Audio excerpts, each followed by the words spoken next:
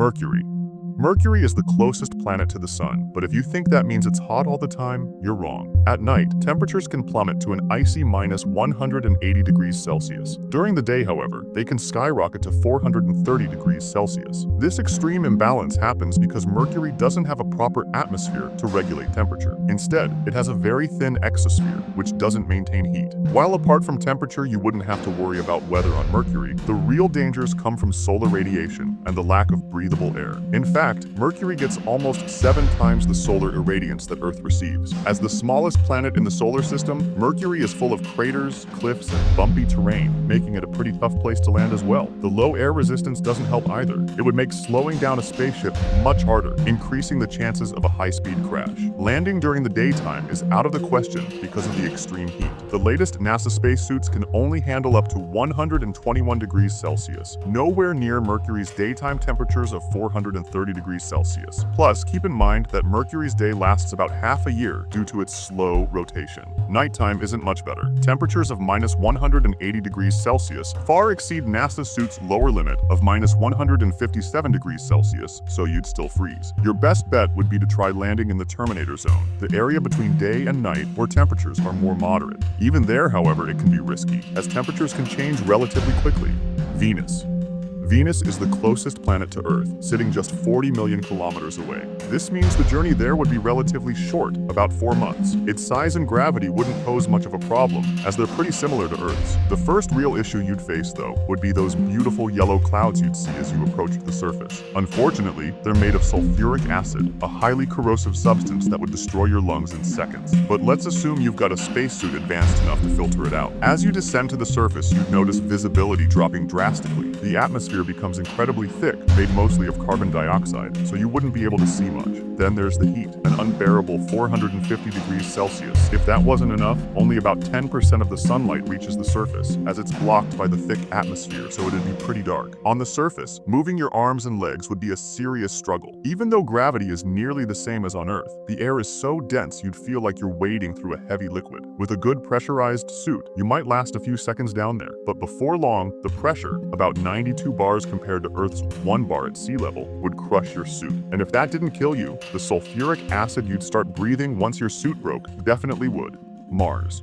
Mars is the second closest planet to Earth and the most habitable of all 8 planets. Daytime temperatures are much less extreme compared to Mercury and Venus, reaching up to a relatively comfortable 20 degrees Celsius. However, the real challenge comes at night, or in certain parts of the planet, where temperatures can drop as low as -153 degrees Celsius. Another big issue, similar to Mercury, is Mars's incredibly thin atmosphere. It's mostly made up of carbon dioxide, with only trace amounts of oxygen, meaning there's not that much breathable air. This thin atmosphere also results in low pressure and high levels of radiation exposure, both of which are incredibly dangerous. The average natural radiation level on Mars is 24 to 30 rads, which is about 40 to 50 times the average on Earth. On top of that, Mars experiences frequent and extremely violent dust storms, with wind speeds reaching up to 100 kilometers per hour. These storms could pose serious challenges, so any attempt at habitation would require a sustainable, airtight, and well-insulated life support system.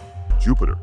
Jupiter is the biggest planet out of the 8, and it's one of the hardest planets to land on, primarily because of its extreme radiation levels. Even 300,000 kilometers away, the radiation would start penetrating your suit and you'd be done for. But since that's a boring outcome, let's assume you have a hypothetical suit that can block the radiation. Jupiter's gravity is 2.4 times stronger than Earth's, meaning you'd be falling incredibly fast. As you enter the first layers of the atmosphere, you'd encounter white clouds made of frozen ammonia crystals, with temperatures around -150 degrees Celsius. The winds here are no joke, reaching insane speeds of up to 482 kilometers per hour. If you manage to descend about 150 kilometers through these top layers, you'd reach the deepest point ever explored. This is how far NASA's Galileo probe got back in 1995. Beyond this point, things start getting darker, and both temperature and pressure increase rapidly. Just as a fun fact, the pressure near Jupiter's center is estimated to be about 100 million times Earth's atmospheric pressure. After hours of falling, you might reach Jupiter's inner layers, where you'd encounter a supercritical fluid, a state that's not quite liquid but not gas either. Here, you'd kind of be swimming in this bizarre substance. If you continued further toward the center, you'd encounter metallic hydrogen, an extremely dense liquid that would trap you. But if you somehow managed to get through that, you'd reach Jupiter's core, though we're not entirely sure if it's solid or not. The temperatures here would be about 24,000 degrees Celsius, roughly 4.5 times hotter than the sun's surface. Saturn. Saturn is the second largest planet in the solar system, with an atmosphere primarily made of hydrogen and helium. The first challenge would be avoiding a crash with one of its 146 orbiting moons. Once you manage that, you'd encounter its iconic rings, which are made of debris from old moons, ice pellets, comets, and asteroids. Let's assume you're either an incredibly skilled pilot or your spaceship is indestructible, so you don't meet your end by smashing into space junk. As you approach Saturn's equator, you'd witness an incredible spectacle of red and purple auras caused by highly energetic hydrogen in the atmosphere. However, this beauty comes with a catch. Hurricane-force winds blasting at speeds of around 1,800 kilometers per hour would make it nearly impossible to stay steady. Trying to enter from the North Pole wouldn't be any better. Up there, you'd face a massive storm so large you could fit 2 Earths inside it. This region also has ammonia clouds, similar to Jupiter's, and temperatures that can plummet to a bone-chilling minus 250 degrees Celsius. As you fall deeper through the layers of clouds, the temperatures would start to rise again, eventually reaching 0 degrees Celsius. At this point, while the cold becomes less of an issue, pressure becomes your biggest enemy. It increases to levels comparable to the deepest parts of Earth's oceans. Continuing further, the gases around you would transition into a liquid state. If you somehow survived long enough to reach the center of Saturn, you'd encounter its molten rocky core, which is about 10 times the size of Earth. Temperatures here reach a scorching 11,700 degrees Celsius, more than twice as hot as the sun's surface, with pressure roughly 1,000 times greater than Earth's. Uranus. This is where planets start getting really far from Earth, making the journey incredibly long. Uranus is one of the 2 ice giants and the only planet in the solar system that spins on its side. It also rotates faster than Earth, with a day lasting just 17 Earth hours. By the way, being an ice giant doesn't mean the planet is a solid ball of ice. Instead, it means it's primarily composed of elements heavier than hydrogen and helium. Like Saturn, you'd need to avoid crashing into its rings. Once you pass them, you'd find yourself surrounded by toxic gas, and the temperature would drop rapidly to below minus 200 degrees Celsius. This makes it the coldest planet in the solar system. If the freezing cold and poisonous atmosphere didn't get you, you'd descend through the first layer of the atmosphere. Here, things get even worse. The air becomes dense, and you'd be pelted by ice pellets. Eventually, you'd reach something truly spectacular, a rain of diamonds, driven by winds of up to 900 kilometers per hour. But once again, there's a catch. The pressure here is about 100 times greater than Earth's, which would ultimately crush you.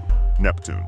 Neptune is the second ice giant after Uranus, and its composition is very similar. Being the farthest planet from the Sun, 30 times farther than Earth, it's incredibly dark. Like Uranus, Neptune is extremely cold in its outer layers, but the inner layers are intensely hot due to immense pressure and heat from its core. Matter of fact, its core is about 7,000 degrees Celsius, which is hotter than the Sun's surface. It also experiences the famous diamond rain, caused by high pressure breaking down methane and forming solid diamonds. Neptune's winds are among the strongest in the solar system, reaching supersonic speeds. In many ways, it's basically a twin of Uranus, so there isn't much to add. If you liked this video, subscribe for similar ones or join my Discord to suggest another.